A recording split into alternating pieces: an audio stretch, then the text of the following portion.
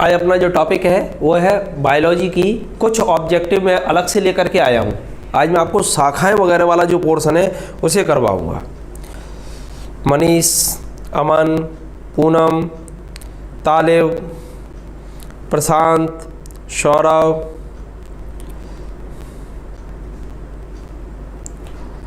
पिंकी, प्रशांत, ठीक है, आवाज़ सही आ रही है ना आप लोगों को? ओके। आज अपन लोग बीमारी वाला पोर्शन जो था वो मैं आप लोगों को करवा चुका हूँ बायोलॉजी में। आज अपन बायोलॉजी में पोर्शन उठा रहे हैं बिल्कुल स्टार्टिंग से, और ये पोर्शन है आपका खास तौर से स्पेशली आपका ब्रांच। इन ब्रांचों से भी बहुत सारे ऑब्जेक्टिव बनते हैं आपके, इसलिए आज मैंने सोचा था क्यों ना अब इन ब्रांचों को अपन उठाएं।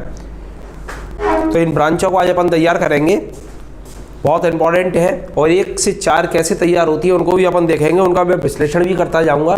साथ में आप लोग एक काम और कीजिएगा, एक काम स्पेशल ये कीजिएगा कि साथ में पेन पेंसिल लेकर के भी, कॉपी और पेंसिल लेकर के भी आप बैठें। जो आपको बिल्कुल अलग से दिखता है या डिफरेंट दिखता है आपको, वैसे तो उसमें लिखा हुआ है सब नोट्स में आपकी में, बायोलॉजी वाली जो मेरी बुकलेट है उसमें दिया हुआ है, लेकिन किसी कारण से कुछ गड़बड़ होती है या आपको लगता है कि बिल्कुल डिफरेंट है ये, तो आप उसे नोट भी करते चलना, जैसे आपके व्यवस्थित नोट्स भी तैयार हो जाएंगे। एक बार आप नोट करेंगे तो याद भी हो जाएगा आपको आसानी से। अब अपन चालू कर रहे हैं, बहुत इंपॉर्टेंट है आपका। और ये भी ध्यान रखना, अभी कोचिंग है 15 अक्टूबर को पता चलेगा ऑफलाइन खुल रही हैं या नहीं खुल रही हैं। अभी आप ऑनलाइन ही चल रही हैं, आप लोग ऑनलाइन ही स्टडी करें तो ज़्यादा बेहतर है।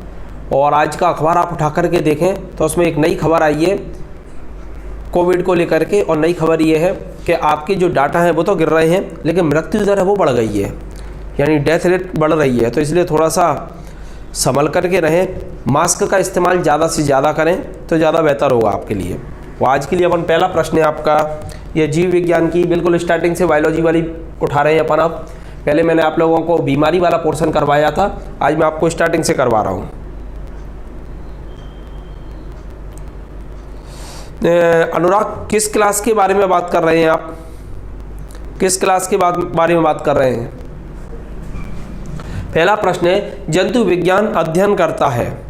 जंतु विज्ञान अध्ययन करता है, पहला प्रश्न है आपके लिए कि जंतु विज्ञान अध्ययन करता है। नंबर 1 आंसर है इसमें केवल जीवित जानवरों का, दूसरा है केवल जीवित वनस्पतियों का, तीसरा है जीवित व मृत जानवरों का, और चौथा है जीवित व मृत वनस्पतियों का।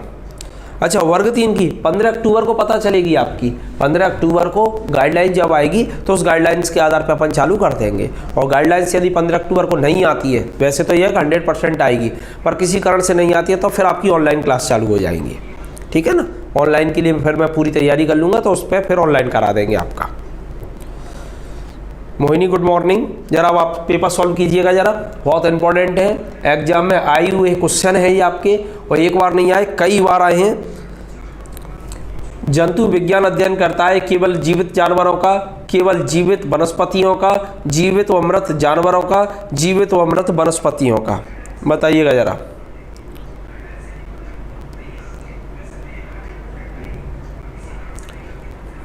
अभी हाई कोर्ट की वैकेंसी के बारे में जानकारी नहीं है मेरे को, जैसी जानकारी मिलेगी मैं बताऊंगा राहुल आपको। आंसर आपका सबका सही है, जितने भी लोगों ने दिया है जीवित व मृत जानवरों का। तो यहाँ पर अपन किसका अध्ययन करते हैं? जंतु विज्ञान यानी जूलॉजी, और जूलॉजी में अध्ययन करते हैं अपन जीवित जानवर और मृत जानवर दोनों का करते हैं अपन।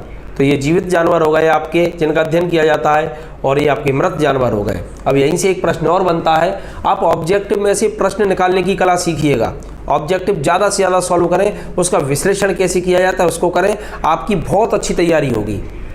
ऑब्जेक्टिव वाले जो एग्जाम होते हैं, या 1 लाइन वाले जो एग्जाम होते हैं, या 1 डे वाले जो एग्जाम होते हैं जिसमें लिखना नहीं होता है, उनको किस तरीके से उनकी ओटियाँ की जाती हैं उसको आप समझें। जैसे अब 4 विकल्प हैं आपके, 4 विकल्पों में कौन कौन से आंसर आ रहे हैं उनको थोड़ा सा पूरा देखिएगा, क्योंकि यहाँ तो कोई नहीं आ रहा, लेकिन यहाँ आ रहा है जंतु विज्ञान का अध्ययन करता है। तो ये अपन ने मालूम है जंतु जीवित और अजीवित मतलब मृत दोनों का अध्ययन करता है। अब एक प्रश्न और बनता है, जूलॉजी का सबसे पहले अध्ययन किसने किया, या व्यवस्थित अध्ययन जूलॉजी का किसने किया, या फादर ऑफ जूलॉजी के रूप में किसको जाना जाता है। एक प्रश्न आपका यहाँ से भी बनता है, तो उसको भी अपन यहीं करेंगे सॉल्व। आप लोगों को मालूम ही है फादर ऑफ जूलॉजी के रूप में किसे जाना जाता है, बताएंगे जरा आप लोग, फादर ऑफ जूलॉजी किसे कहते हैं अपन, फादर ऑफ जूलॉजी, जवाब दीजिएगा जरा जल्दी से जल्दी आप लोग। फादर ऑफ जूलॉजी के रूप में किसे जाना जाता है? मैं शाम को 7 बजे से मेरी जो क्लास चल रही है उस क्लास में मैंने आप लोगों को पढ़ाया है बिल्कुल स्टार्टिंग से। गुड मॉर्निंग विकास, बताएं आप फादर ऑफ जूलॉजी के रूप में किसे जाना जाता है? जल्दी से जल्दी जवाब दें। फादर ऑफ जूलॉजी के रूप में किसे जाना जाता है? प्रशांत का जवाब आया है, प्रशांत, अरस्तु। फादर ऑफ जूलॉजी के रूप में किसे जाना जाता है? अरस्तु, अरस्तु, बिल्कुल सही है। इसी तरीके से आप लोग स्टडी करें। फादर ऑफ जूलॉजी के रूप में किसे जाना जाता है? अरस्तु को जाना जाता है। ये है आपके अरस्तु, ये अरस्तु को father of zoology, father of biology, विज्ञान के भी पिता कहलाते हैं, फादर ऑफ सोशोलॉजी यानी समाजशास्त्र, फादर ऑफ पॉलिटिक्स यानी आपके राजनीति शास्त्र, इन चारों चीज़ों के फादर यही हैं आपके अरस्तु। अरस्तु यूनान के रहने वाले थे, थोड़ा सा डिस्कस कर लेते हैं। अरस्तु कहाँ के रहने वाले थे? यूनान के रहने वाले थे। और सबसे बड़ी खासियत ये सिकंदर के गुरु थे और इनके गुरु का नाम था प्लेटो और प्लेटो के गुरु का नाम था सुकरात। तो ये यूनान के हैं आपके अरस्तु। अगला प्रश्न है आपका, नेक्स्ट प्रश्न है आपका, फूलों के अध्ययन को कहते हैं। फूलों का अध्ययन अपन विज्ञान की किस शाखा में करते हैं? बताइएगा जरा जल्दी से आप लोग। फूलों का अध्ययन विज्ञान की किस शाखा में करते हैं? फ्रेनोलॉजी में, एंथोलॉजी में, एग्रोस्टोलॉजी में या पेलिनोलॉजी में? बताइएगा जरा। फूलों के अध्ययन को कहते हैं यानी फूल जो है आपके उनका अध्ययन विज्ञान की किस शाखा में किया जाता है? फूलों का अध्ययन विज्ञान की किस शाखा में किया जाता है? जवाब दीजिएगा आप लोग जल्दी। फ्रेनोलॉजी, एंथोलॉजी, एग्रोस्टोलॉजी या पेलिनोलॉजी में? ओके, एंथोलॉजी बिल्कुल सही जवाब है। जे राहुल,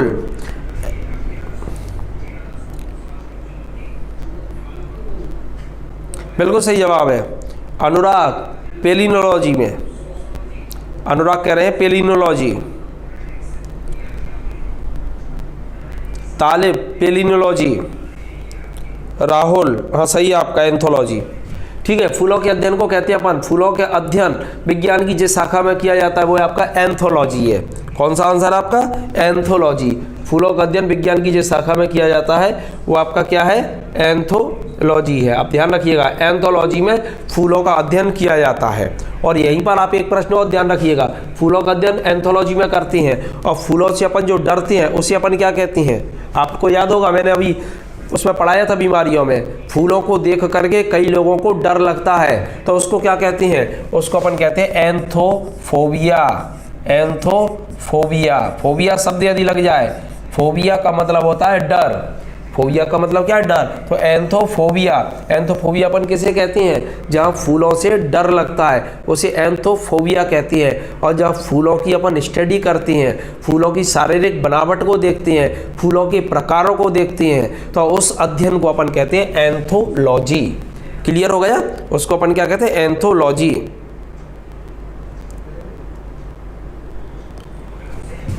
एंथोलॉजी। अभी राहुल, अभी मैंने एमपीजीके की प्रैक्टिस चालू नहीं कर पाई है, बस अब एक क्लास और चालू करने वाला हूं जिसमें मैं एमपीजीके की भी आपको इसी तरीके से ऑब्जेक्टिव निकाल के प्रैक्टिस करवाऊंगा। बस अब चालू करवाने वाला हूं उसको भी। तो ये क्या है आपका? एंथोलॉजी, ध्यान रखना। अब प्रश्न आ जाता है यहीं से आपका, फ्रेनोलॉजी में किसका अध्ययन किया जाता है? फ्रेनोलॉजी। तो ये भी ध्यान रखना है आपको। फ्रेनोलॉजी में जो आपका ब्रेन होता है ना, मस्तिष्क होता है, जो सिर होता है, उसका अध्ययन किया जाता है। तो फ्रेनोलॉजी में किसका अध्ययन किया जाता है? मस्तिष्क का, ब्रेन का या सिर का अध्ययन करते हैं अपन। एग्रोस्टोलॉजी में किसका अध्ययन होता है? तो एग्रोस्टोलॉजी में घासों का अध्ययन किया जाता है, घासों की संरचना का अध्ययन किया जाता है, घासों के प्रकारों का अध्ययन किया जाता है, घास का अध्ययन करते हैं अपन। और पेलिनोलॉजी में अपन जो पोलन ग्रेन्स होते हैं, आपके फूलों के अंदर पाए जाने वाले जो पोलन ग्रेन्स हैं, जिनके टाइप्स हैं, कितने प्रकार की है, कैसे होते हैं, उनका अध्ययन करते हैं पेलिनोलॉजी में। हो गया क्लियर? अब तो नहीं भूलेंगे आप लोग, ये गलत नहीं होना चाहिए। ये ओटी कहीं पर भी आए आपकी, ये विश्लेषण हो गया, 5 ओटियाँ तैयार हुई हैं आपकी। फूलों के अध्ययन को एंथोलॉजी, फ्रेनोलॉजी में ब्रेन का अध्ययन, एग्रोस्टोलॉजी में घास का अध्ययन, पेलिनोलॉजी में पोलन ग्रेन्स का अध्ययन, और फूलों के डर जो होता है उसे अपन एंथोफोबिया कहते हैं। चलिएगा जरा, एंथोलॉजी ये है आपका फूलों की अध्ययन, ये एंथोलॉजी है। फ्रेनोलॉजी में ये ब्रेन का स्ट्रक्चर का अध्ययन हो जाता है, ब्रेन स्ट्रक्चर का अध्ययन आपका फ्रेनोलॉजी। ये पोलन ग्रेन्स का अध्ययन, घासों का अध्ययन मैंने इसमें फोटो नहीं डाला है क्योंकि आप लोग अच्छी तरह से जानते ही हैं। तो ये पोलन ग्रेन्स का अध्ययन है आपका। ओके, अगला प्रश्न अपन देख रहे हैं, कीटों के वैज्ञानिक अध्ययन को क्या कहते हैं? कीटों के, कीटों का जो वैज्ञानिक अध्ययन है उसे क्या कहा जाता है? इक्थियोलॉजी, एंटेमोलॉजी, पैरासिटोलॉजी या मेलेकोलॉजी? बताइएगा जरा, इस प्रश्न का आप जवाब दीजिएगा। कीटों के वैज्ञानिक अध्ययन को कहते हैं इक्थियोलॉजी, एंटेमोलॉजी, पैरासिटोलॉजी या मेलेकोलॉजी? कीटों के वैज्ञानिक अध्ययन को कहते हैं इक्थियोलॉजी, एंटेमोलॉजी, पैरासिटोलॉजी या malacology?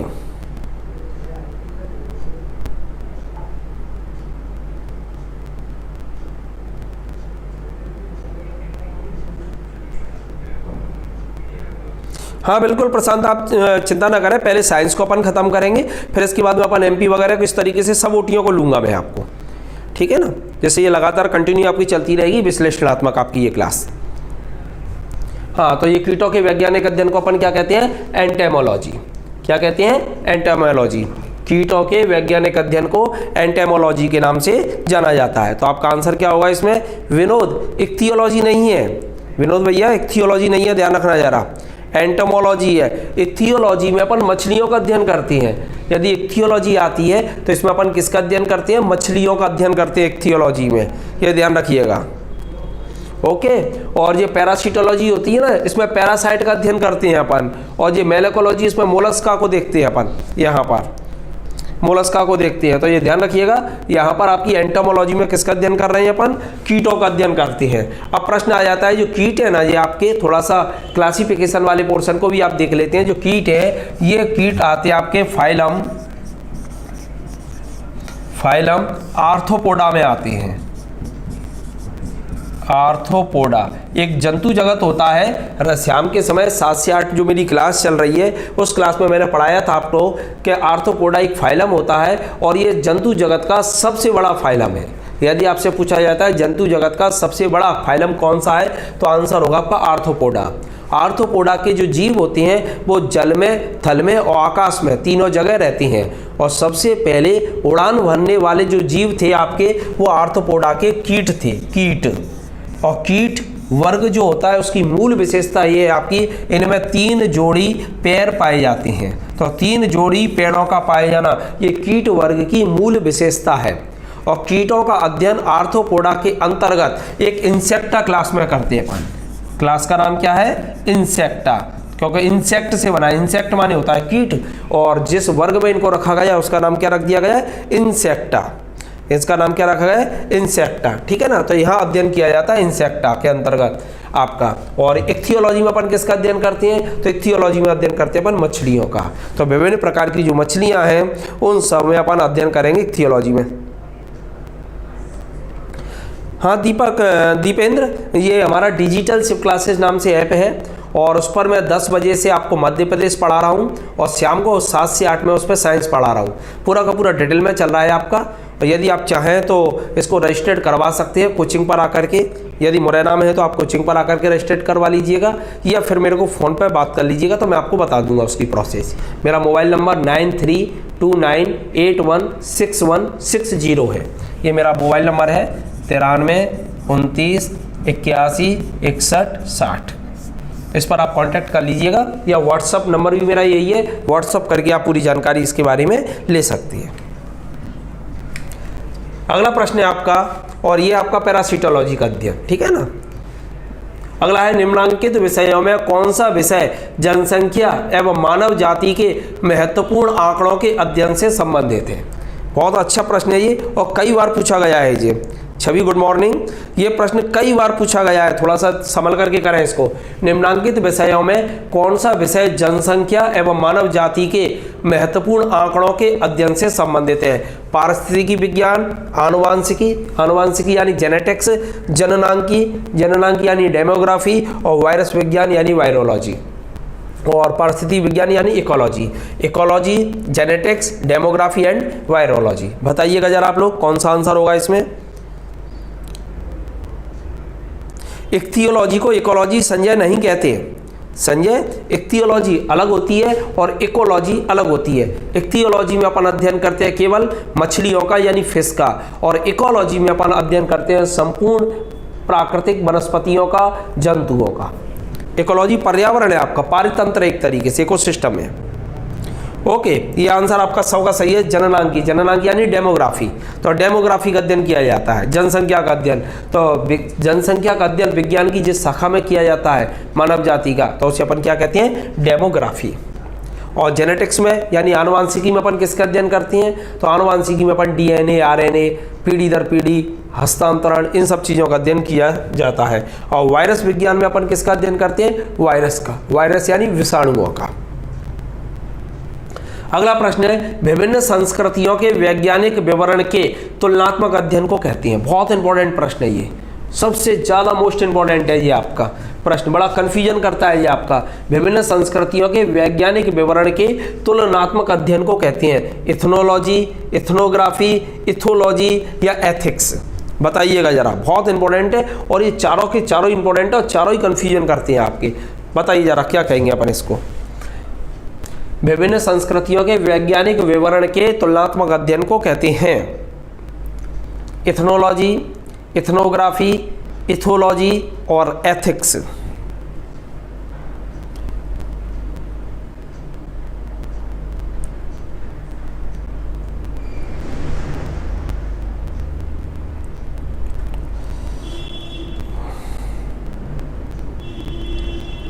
Dipendra ethics, Mansingh ethics,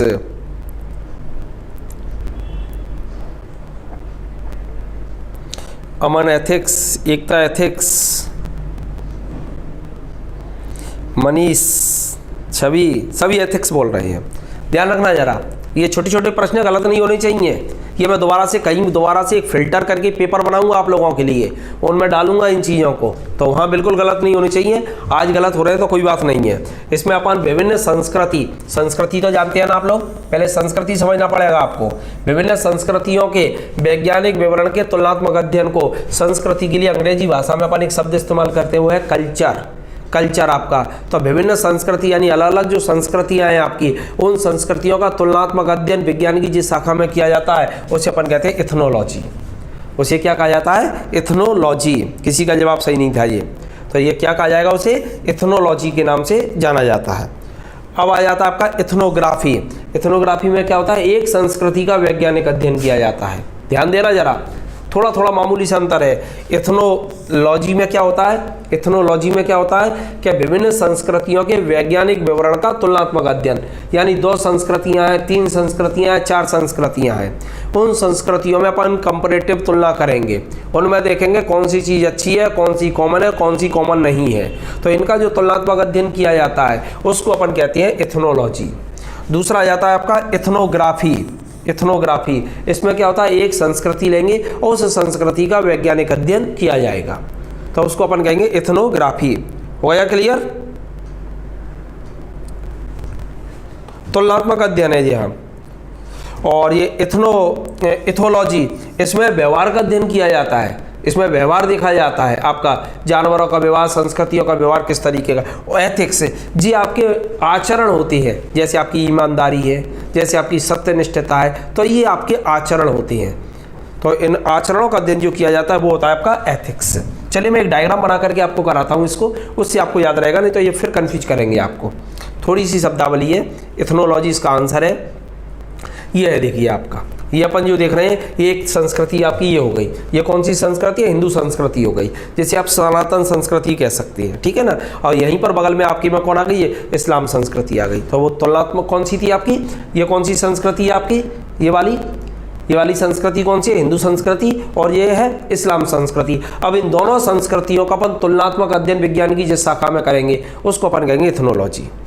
okay, इसको अपन क्या कहेंगे, इथनोलॉजी कहेंगे। अपन दोनों का तुलनात्मक अध्ययन कर रहे हैं, दोनों के गुण धर्म को देख रहे हैं, किसमें कौन सी विशेषता कॉमन है, कौन सी विशेषता कॉमन नहीं है, किसमें क्या अच्छी बात है, कौन सी बेकार बात है। तो इनका तुलनात्मक अध्ययन इथनोलॉजी कहलाता है।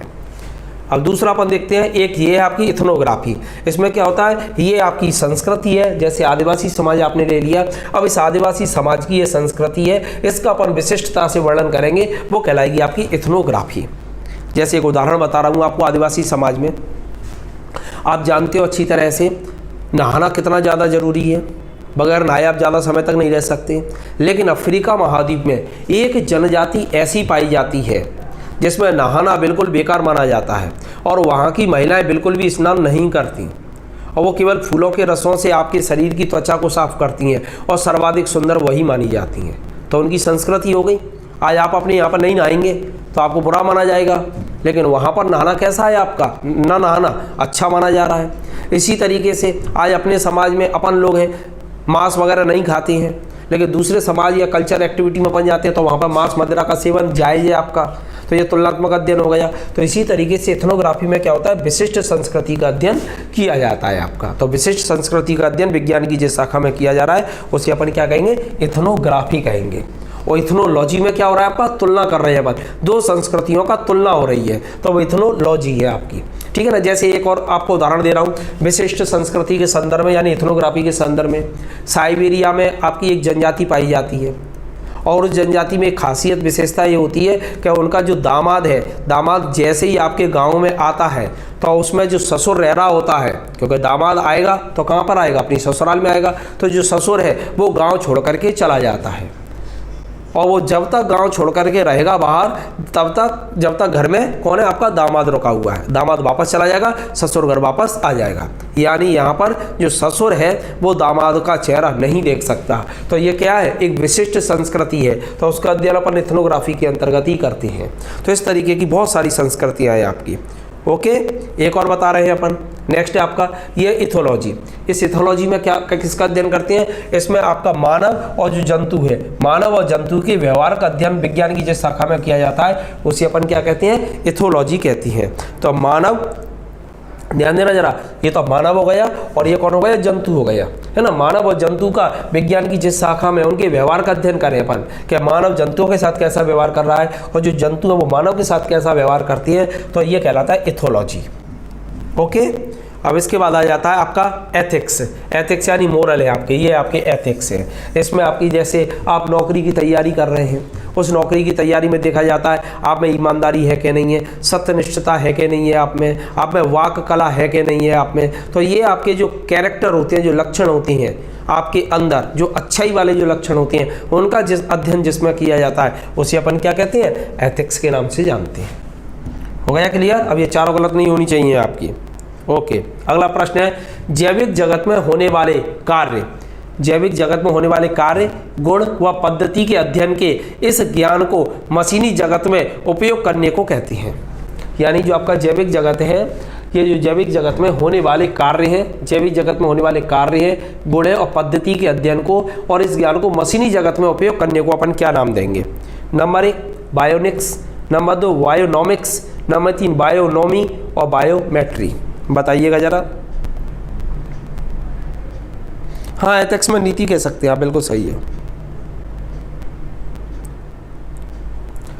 जैविक जगत में होने वाले कार्य, गुण व पद्धति के अध्ययन को, इस ज्ञान को मशीनी जगत में उपयोग करने को कहते हैं अपन बायोनिक्स, बायोनॉमिक्स, बायोनॉमी या बायोमेट्री। क्या कहते हैं उसे,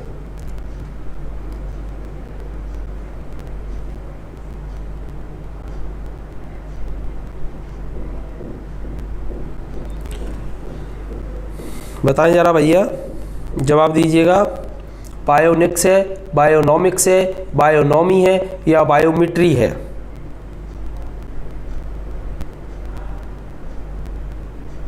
अभी जवाब किसी का सही नहीं आया है। दीपेंद्र,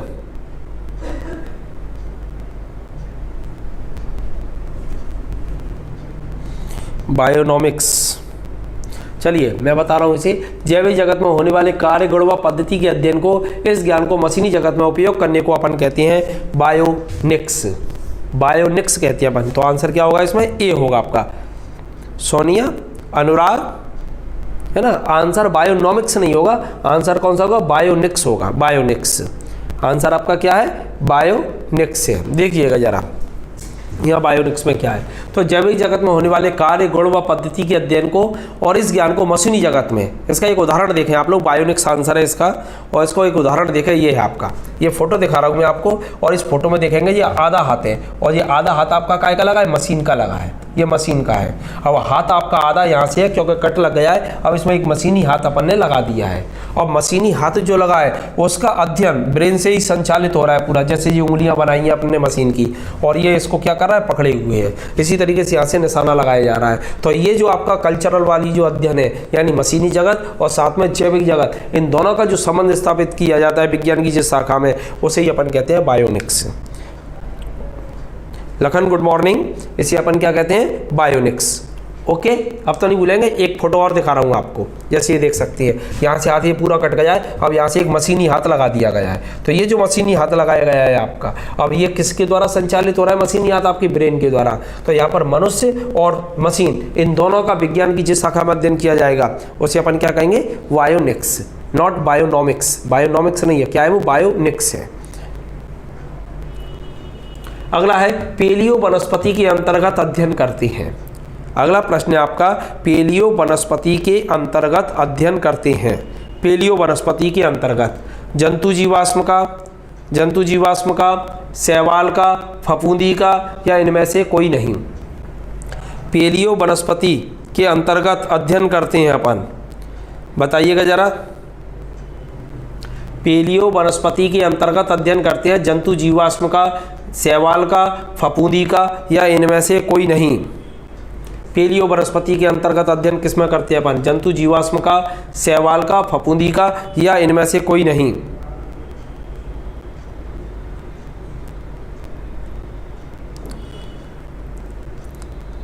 पेलियो वनस्पति,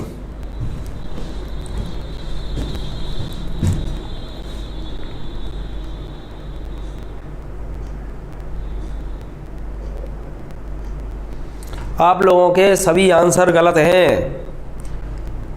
हाँ, मान सिंह ने हटके आंसर दिया है, इनमें से कोई नहीं। मान सिंह ने हटके आंसर दिया है।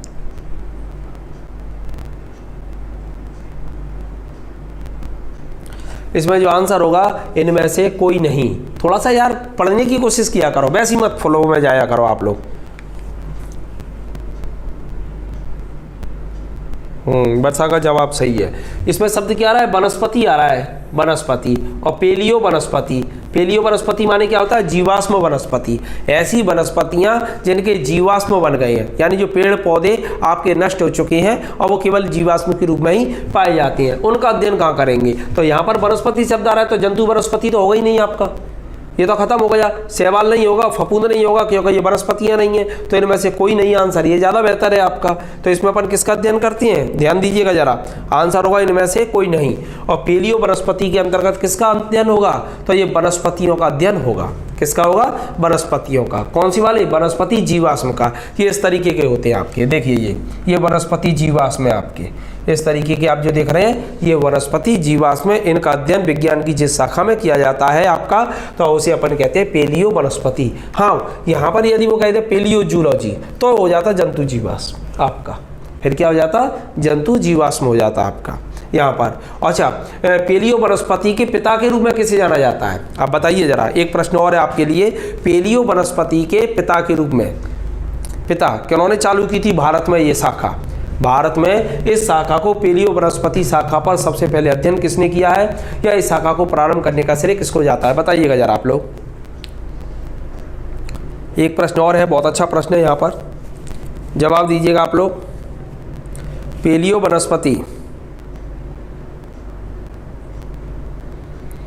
फादर ऑफ, नहीं कुलदीप, अरस्तु नहीं है, अरस्तु नहीं है। भारत में बात कर रहा हूं मैं आप लोगों से, भारत के वैज्ञानिक हैं, भारत के वैज्ञानिक हैं वो, भारत के वैज्ञानिक हैं।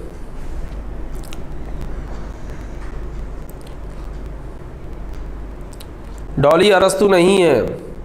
अरस्तु ने वनस्पति विज्ञान के बारे में ज़्यादा नहीं बोला है। थियोफ्रेस्टस कहते तो एक बार अपन मान भी लेते हैं।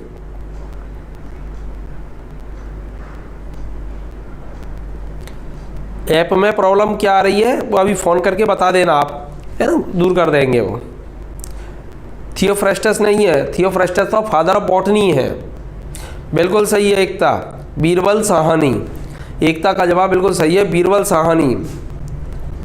बीरबल साहनी। निर्मला, लीनियस नहीं है, कार्ल वॉन लीनियस जो है ना वो तो क्लासिफिकेशन वर्गीकरण के फादर हैं आपके, है ना।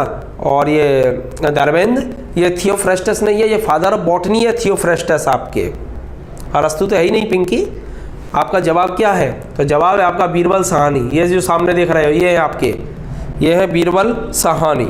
ये नोट कर लीजिएगा कहीं, पेलियो वनस्पति के ये है। बीरबल साहनी को भारतीय जीवाश्म वनस्पति विज्ञान का क्या माना जाता है? पिता माना जाता है।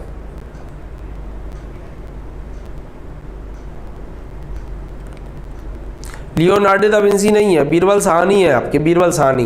ये मैं जो दिखा रहा हूँ, बीरबल साहनी को भारतीय जीवाश्म वनस्पति विज्ञान का जनक माना जाता है। लियोनार्डो दा विंसी तो आपके पैलेंटियोलॉजी यानी संपूर्ण जीवाश्म विज्ञान के पिता हैं, संपूर्ण जीवाश्म विज्ञान के। यहाँ पर केवल वनस्पति विज्ञान की बात कर रहे हैं, और वनस्पति विज्ञान के पिता भारत में जो माने जाते हैं वो बीरबल साहनी माने जाते हैं। ये आप जो देख रहे हैं ये बीरबल साहनी है, ये देख सकते हो बीरबल साहनी। बीरबल साहनी को भारतीय जीवाश्म वनस्पति विज्ञान का जनक माना जाता है। जनक माने पिता, नोट कर लीजिएगा कहीं आप इसको। फादर ऑफ पैलेंटियोलॉजी के रूप में जाना जाता है, यानी खाली जीवाश्म विज्ञान की बात करी जाएगी तो आंसर हो जाएगा लियोनार्डो दा विंसी, जो राहुल ने जवाब दिया है। ठीक है ना। बीरबल साहनी इंडियन है आपके, भारत के हैं, और भारतीय जीवाश्म वनस्पति विज्ञान पर सबसे पहले रिसर्च व्यवस्थित तरीके से बताने का काम इन्होंने ही किया था। अगला प्रश्न है आपका, रेशम कीट पालन को क्या कहते हैं? रेशम कीट पालन, इसे क्या कहा जाएगा? अगला है आपका, रेशम कीट पालन को क्या कहते हैं? एपीकल्चर, हॉर्टिकल्चर, सेरीकल्चर या फ्लोरिकल्चर? ये गलत नहीं होना चाहिए, ये तो अपन कर चुके हैं इसको। तो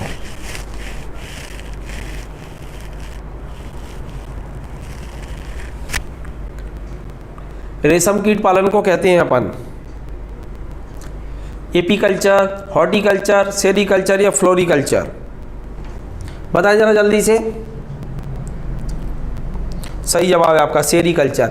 रेशम कीट पालन का अध्ययन विज्ञान की जिस शाखा में किया था उसे क्या कहते हैं अपन? सेरीकल्चर। ये जो देख रहे हैं आप, ये कीट है आपका, है ना, और ये कोकून है। इस कोकून से ये रेशम का कीट है जिसका नाम है बोमेक्स मोरी, और कीट का अध्ययन विज्ञान की जिस शाखा में करते हैं उसे अपन कहते हैं मोरीकल्चर, और रेशम पालन का पूरा अध्ययन करते हैं वो सेरीकल्चर कहलाता है।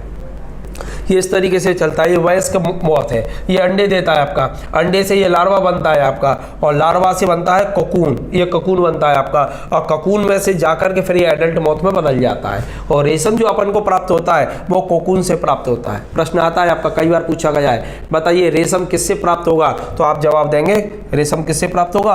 कोकून से प्राप्त होगा। इससे रेशम कौन बनाता है? प्रश्न ऐसे पूछा जाए, दोनों में अंतर है थोड़ा सा। रेशम किससे प्राप्त होता है? तो आंसर कोकून है। रेशम कौन बनाता है? तो ये प्यूपा लार्वा बनाता है आपका। कौन बना रहा है? ये लार्वा बना रहा है आपका। तो रेशम कौन बनाता है? लार्वा बनाता है। रेशम किससे प्राप्त होता है? तो कोकून। दोनों के आंसर बदल गए, ये ध्यान रखिएगा यहाँ पर। और एपी कल्चर में किसका अध्ययन किया जाता है? तो एपी कल्चर में अपन अध्ययन करते हैं मधुमक्खी पालन का। से हॉर्टिकल्चर में किसका अध्ययन किया जाता है? हॉर्टिकल्चर में अध्ययन करते हैं बागवानी फसलों का, और फ्लोरिकल्चर में फूलों का अध्ययन किया जाता है। ओके। अगला है मधुमक्खी का उपयोग। मधुमक्खी का उपयोग किया जाता है सेरीकल्चर में, टिश्यू कल्चर में, एपी कल्चर में या पिसी कल्चर में? आ गया वही वाला अभी अपन ने जो रिपीट किया था। बताएं जरा जल्दी से आप लोग जवाब दीजिएगा। मधुमक्खी का उपयोग किया जाता है sericulture, tissue culture, AP culture या पिसी कल्चर? प्रमोद लेट हो गए आप, गुड मॉर्निंग, थोड़ा जल्दी जुड़ा करो। जितेंद्र बिल्कुल सही जवाब है मधुमक्खी। मधुमक्खी का उपयोग किया जाता है अपना, मधुमक्खी का उपयोग काय में करते हैं अपन? मधुमक्खी पालन में। तो वो कौन सा हो जाएगा? सेरीकल्चर है, टिश्यू कल्चर, एपी कल्चर या पिसी कल्चर? बताएं जरा जल्दी से। आंसर होगा एपी कल्चर, बिल्कुल सही है, एपी कल्चर। ये इस तरीके का मधुमक्खी पालन होता है। मध्य प्रदेश में मधुमक्खी ज़्यादा पाई जाती हैं आपकी, कहाँ पर? मुरैना में। इसलिए मुरैना को शहद सिटी के नाम से भी जाना जाता है, शहद की नगरी। यहाँ शहद बहुत होता है आपका। ठीक है। मधुमक्खियों का जो छत्ता होता है, उस मधुमक्खी के छत्ते में 3 प्रकार की मधुमक्खियाँ होती हैं। एक तो ड्रोन होती हैं। ये कौन होते हैं? ड्रोन। यानी मेल होती है, ड्रोन है ये एक रानी मधुमक्खी होती है। पूरे छत्ते में केवल एक ही रानी मधुमक्खी होगी और ये वर्कर होती हैं आपकी, वर्कर। ये मोम इकट्ठा करने का काम करती हैं, अन्य चीज़ें। इसमें एक विशेष प्रकार का भोजन तैयार होता है जिसे अपन कहते हैं रॉयल जेली। और रॉयल जेली को कौन खाती है? रानी मधुमक्खी खाती है। और इनका सबसे पहले अध्ययन जिस व्यक्ति ने किया था वो थे आपके कार्ल वान फ्रिज। ये सामने जो शख्स देख रहे हैं ये कार्ल वान फ्रिज हैं। इन्होंने मधुमक्खियों की भाषा को समझने की प्रयास किया था और समझा भी था इन्होंने, और इसी के लिए इन्हें नोबेल पुरस्कार से सम्मानित किया गया था। तो ये ध्यान रखिएगा, कार्ल वान फ्रिज नोबेल पुरस्कार से सम्मानित है और मधुमक्खियों की भाषा को इन्होंने समझा था। अगला प्रश्न है, निम्नलिखित में से कौन एक सुमेलित नहीं है? बाद बाकी तो सब सुमेलित है लेकिन एक सुमेलित नहीं है। फूलों की खेती फ्लोरिकल्चर, सब्जियों की खेती हॉर्टिकल्चर, फसलों की खेती एग्रोनॉमी, फलों की खेती पोमोलॉजी। बताइएगा जरा कौन सा गड़बड़ है, कौन सा गलत है इसमें?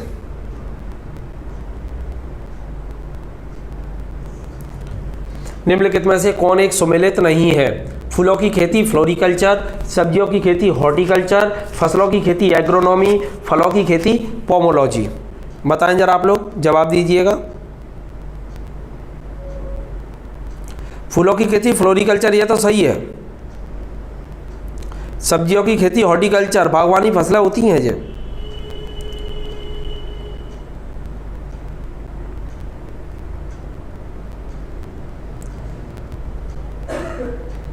इसमें जो आंसर होगा वो है फसलों की खेती एग्रोनॉमी। फसलों की खेती एग्रोनॉमी में नहीं होती है आपकी। फसलों की जो खेती होती है वो एग्रोस्टोलॉजी कहलाती है। क्या कहलाती है? एग्रोस्टोलॉजी। सब्जियों की खेती हॉर्टिकल्चर, बागवानी जो फसलें होती है उनमें सब्जियां आती है आपकी, बाग बगीचों में की जाती है। तो ये आंसर आपका सही होगा। आंसर कौन सा गलत है आपका? सी आंसर गलत है इसमें, फसलों की खेती। 11वां है, निम्नलिखित युग्मों में कौन सा सुमेलित नहीं है? एपीकल्चर, शहद की मक्खी, सेरीकल्चर, सिल्कवर्म, पिसीकल्चर, लाख का कीड़ा, हॉर्टिकल्चर, बागवानी। बताइएगा जरा इनमें कौन सा गड़बड़ है, कौन सा गड़बड़ है इनमें? निम्नलिखित युग्मों में कौन सुमेलित नहीं है? एपीकल्चर, शहद की मक्खी, सेरीकल्चर, सिल्कवर्म, पिसीकल्चर, लाख का कीट, हॉर्टिकल्चर, बागवानी। बताइए कौन सा गड़बड़ है यहाँ? पिसीकल्चर बिल्कुल सही है। पिसीकल्चर में अपन किसका अध्ययन करते हैं? मछलियों का अध्ययन करते हैं। पिसीकल्चर में मछलियों का अध्ययन किया जाता है आपका, और यह बात कर रहा है वो लाख का कीट। तो ये आंसर आपका गलत है। एपीकल्चर में मधुमक्खी का अध्ययन होता है, सेरीकल्चर में सिल्क का होता है, हॉर्टिकल्चर में बागवानी फसलों का होता है। तो आंसर कौन सा गलत होगा आपका? आंसर सी, क्योंकि पिसीकल्चर में मछलियों का अध्ययन करते हैं अपन। अगला है, निम्नलिखित में से कौन सी जोड़ी सुमेलित है? लेक्सिकोग्राफी, शब्दकोश का संकलन, फिलोलॉजी, डाक टिकटों का संग्रह, एंटेमोलॉजी, मानव शरीर का अध्ययन, आइकोनोग्राफी, कीट पतंगों का अध्ययन। तो इनमें से 3 गलत हैं, एक सही है केवल। बताइए कौन सी सही है? निम्नलिखित में से कौन सी जोड़ी सही है? लेक्सिकोग्राफी, शब्दकोश का संकलन, फिलोलॉजी, डाक टिकटों का संग्रह, एंटोमोलॉजी, मानव शरीर का अध्ययन, आइकेनोग्राफी, कीट पतंगों का अध्ययन।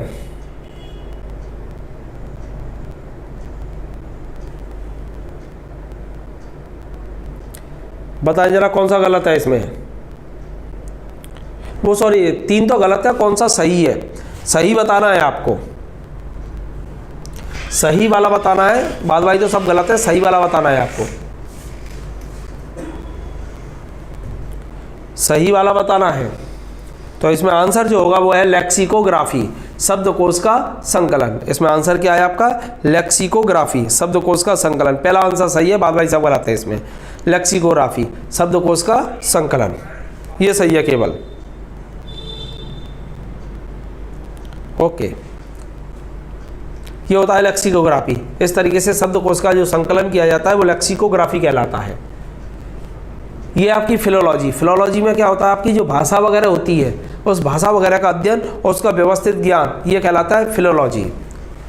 और ये आपका आइकोनोग्राफी। आइकोनोग्राफी में क्या होता है? जो आपके जो चित्र है आपके चित्र यानी पेंटिंग्स वगैरह, प्रतिमाएं आपकी, पेंटिंग्स यानी चित्र और प्रतिमा, इनका अध्ययन विज्ञान की जिस शाखा में किया जाता है उसको अपन क्या कहते हैं? आइकोनोग्राफी। तो इस तरीके की चित्र प्रतिमाओं इनका अध्ययन आइकोनोग्राफी। अगला है लेक्सिकोग्राफी का संबंध किससे है? अभी अभी सॉल्व किया है आप अपन ने, बताए जरा लेक्सिकोग्राफी का संबंध किससे है? मानव शरीर की संरचना से, शब्दकोश के संयोजन से, गुप्त लिखावट से, चित्र और मॉडल के द्वारा पढ़ने से। बताए जरा लेक्सिकोग्राफी का संबंध किससे है? लेक्सिकोग्राफी का संबंध किससे है? लेक्सिकोग्राफी का संबंध किससे है? मानव शरीर की संरचना से, शब्दकोश के संयोजन से, गुप्त लिखावट से, चित्र और मॉडल के द्वारा पढ़ने से।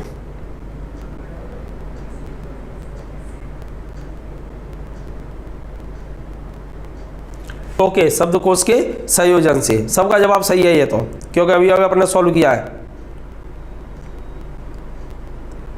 यही तो विशेषता है, कई चीज़ों को अपन कई जगह पर उपाधि दे रहे हैं लेकिन वो चीज़ है ही नहीं। होता क्या है, किसी बड़े आदमी ने कह दिया, और बड़े आदमी तो जो जब जैसा कह दे बस वही मान लिया जाता है। अब वो वास्तव में है या नहीं है, ये किंवदंती है। एक उदाहरण के रूप में बता रहा हूँ मैं आप लोगों को, एक इसी संदर्भ में एक उदाहरण दे रहा हूँ, इसको भी समझ लें आप लोग। ये राहुल का है, सर मुरैना को कालीन नगरी कहते हैं, पर कालीन बनता कहाँ है? बिल्कुल सही बात है ये। इसी तरीके से बहुत सारी उपाधियाँ दी जा रही हैं, और ये उपाधियाँ किस संदर्भ में दी जा रही हैं समझ में नहीं आता है। एक लेटेस्ट उदाहरण बता रहा हूँ आपको इसी के संदर्भ में। भारत का नेपोलियन किसे कहते हैं अपन? भारत का नेपोलियन, तो आप लोगों को मालूम है भारत का नेपोलियन समुद्रगुप्त को कहते हैं, समुद्रगुप्त। और खाली समुद्रगुप्त को नहीं कहते, बहुत सारे लोगों को भारत का नेपोलियन कहा जाता है, मालूम होगा। एक सिंपल सा उदाहरण दे रहा हूँ आपको। इसी तरीके से प्राचीन भारत का कालिदास किसे कहते हैं? प्राचीन भारत का शेक्सपियर किसे कहते हैं? सॉरी, प्राचीन भारत का शेक्सपियर किसे कहते हैं? तो किसे कहते हैं अपन प्राचीन भारत का शेक्सपियर? कालिदास को कहते हैं। ये अपन ने रटा है ना, क्योंकि ये कुछ बड़े लोगों ने कहा है, जैसे समुद्रगुप्त को भारत का नेपोलियन, विसेंट आर्थर स्मिथ, जैसे अपन B.A. स्मिथ के नाम से जानते हैं, उन्होंने अपनी पुस्तक लिखी थी अर्ली हिस्ट्री ऑफ इंडिया। उस किताब में उन्होंने समुद्रगुप्त को, जो गुप्त काल के हैं, उन्हें प्राचीन भारत का क्या कहा था? नेपोलियन कहा था। अब पहले आपको नेपोलियन समझना पड़ेगा। नेपोलियन, नेपोलियन, इसको भी समझ लो जरा। नेपोलियन जो है आपका, नेपोलियन बोनापार्ट के नाम से जाना जाता है, और फ्रांस में रहता था ये, और ये सिंपल सा एक छोटा सा सैनिक था, और सैनिक के रूप में इसने भूमिका अदा की, बहुत मेहनत करी, और आगे चल के ये फ्रांस का राष्ट्रपति बन गया, वो सॉरी फ्रांस का सेनापति बना, सेना का। और वहाँ बगावत हुई राजा के खिलाफ, फिर ये फ्रांस का राष्ट्रपति बन गया, यानी सर्वोच्च नेता बन गया। कौन? नेपोलियन। ये मात्र 2 घंटे सोता था ऐसा कहा जाता है, और बहुत ज़्यादा महत्वाकांक्षी था ये, और इंग्लैंड को कहता था ये बनियों का देश। इसी तरीके से जीरो से चालू होकर के बहुत ऊंचाइयों तक पहुंचा ये। इसी तरीके से समुद्रगुप्त के बारे में कहा जाता है, इसने उत्तर भारत और दक्षिण भारत के सभी राज्यों को जीत लिया था, और ये एक भी युद्ध में ये हारा नहीं था। इस आधार पर इन दोनों की तुलना B.A. स्मिथ ने की है। चूंकि कौन कर रहा है? B.A. स्मिथ। कौन है ये B.A. स्मिथ? अंग्रेज है। और जानबूझ करके भारतीय इतिहासकार जो थे आपके राजा रजवाड़े, उनको डाउन करके दिखाया जाता है। क्यों डाउन करके दिखाया जा रहा है? उसका कारण देखें। क्योंकि नेपोलियन कई युद्धों में हारा था, जबकि जो समुद्रगुप्त है एक भी युद्ध में नहीं हारा, और फिर भी इसे अपन प्राचीन भारत का क्या करें? नेपोलियन। ऐसी कालिदास से तुलना जब की जा रही है, कालिदास ने संस्कृत का जो साहित्य लिखा है उस जैसा साहित्य शेक्सपियर कभी नहीं लिख सकता। शेक्सपियर का जो साहित्य है वो एक अलग है आपका, और जो कालिदास का जो साहित्य वो आपका कैसा अलग है। दोनों की अपने अपने चित्र अलग है।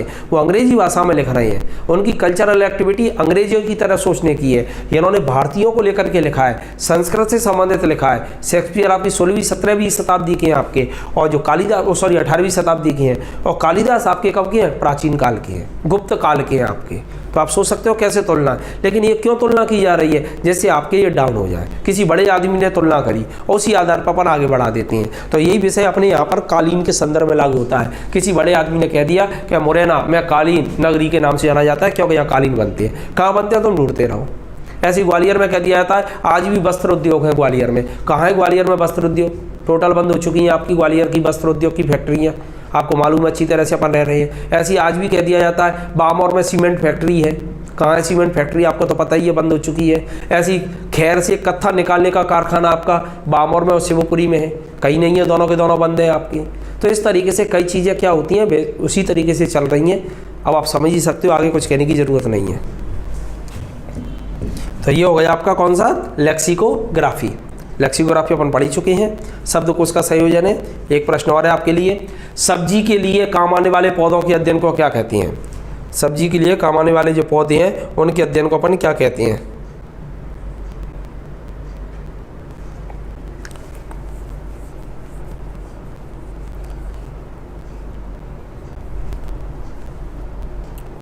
बताएं जरा।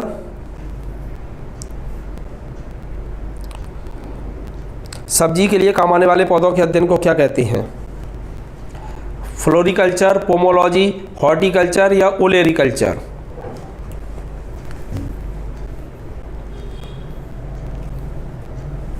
यहां देखना जरा, यहाँ पर है सब्जी के लिए काम आने वाले पौधों का अध्ययन। सब्जी उगाने के लिए जिन पौधों का अध्ययन किया जाता है उसे क्या कहेंगे? उसे अपन कहेंगे ओलेरिकल्चर। ओलेरिकल्चर आंसर क्या होगा? ओलेरिकल्चर। सब्जियों के काम आने वाले पौधे। और सब्जी विज्ञान का अध्ययन यदि पूछता है तो होगा हॉर्टिकल्चर, वो बागवानी है आपका, उसमें क्या है? बागों में लगाई जाती है। तो यहाँ पर आंसर कौन सा होगा आपका? ओलेरिकल्चर। आप इसको ऐसे याद कर लेना, सब्जी बेचने वाला जब आता है, इसको कैसे याद रखेंगे? ये बड़ा कंफ्यूज करता है, इसे याद करने का तरीका बता देता हूँ आपको। सब्जी बेचने वाला जब आता है और मोहल्ले में महिलाएं जब सब्जी उस ठेले वाले से खरीदती हैं तो एक दूसरे को आवाज़ लगा के बुलाती हैं, ओ ले लेरी। तो ओ लेरी ये क्या है? ओलेरिकल्चर। ओलेरी ऐसे याद रख लेना। तो ओलेरिकल्चर, तो ये ओलेरिकल्चर में किसका अध्ययन होता है? सब्जियों के लिए काम आने वाले पौधों का अध्ययन, ये कहलाता है ओलेरी। और ये हॉर्टिकल्चर है, ये बागवानी फसलें, इनमें ओवरऑल सब्जियों का अध्ययन आ जाता है। बिल्कुल सही अवदेश आपका, ओलेरिकल्चर।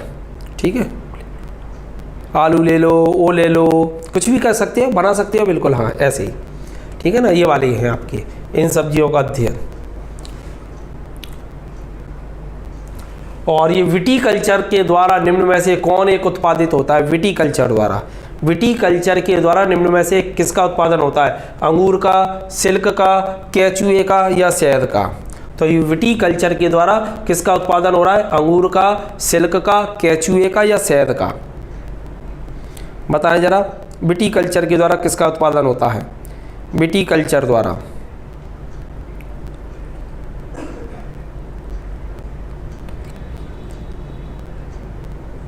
बिल्कुल सही है, अंगूर का। तो विटीकल्चर के अंतर्गत अपन किसका अध्ययन करते हैं? अंगूर का अध्ययन करती हैं। तो ये आप लोगों को मालूम ही है। अच्छा, बता सकते हैं अंगूर का उत्पादन भारत में सबसे ज़्यादा किस राज्य में होता है? अंगूर का उत्पादन भारत में सबसे ज़्यादा किस राज्य में होता है?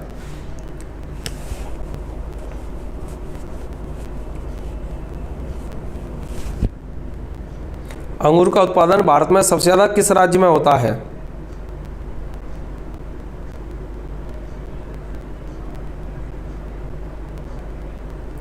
आप जवाब दें जरा। भारत में अंगूर का उत्पादन सबसे ज़्यादा किस राज्य में होता है? महाराष्ट्र। बिल्कुल सही है। और महाराष्ट्र में कहाँ होता है? नासिक में। महाराष्ट्र में नासिक। अच्छा, मध्य प्रदेश में सबसे ज़्यादा अंगूर का उत्पादन कहाँ होता है? मध्य प्रदेश में बिल्कुल सही है, महाराष्ट्र में है। नागपुर नहीं है, नासिक है, नासिक। नासिक में सबसे ज़्यादा है। और मध्य प्रदेश में, हाँ बिल्कुल सही है, निर्मला का जवाब सही है, रतलाम। मध्य प्रदेश में सबसे ज़्यादा अंगूर का उत्पादन कहाँ होता है? मध्य प्रदेश में सबसे ज़्यादा अंगूर का उत्पादन कहाँ पर होता है? तो रतलाम है। मध्य प्रदेश की बात करेंगे तो आंसर रतलाम होगा, और भारत में बात करेंगे तो महाराष्ट्र होगा, और महाराष्ट्र में भी कहाँ पर होगा? नासिक में होगा।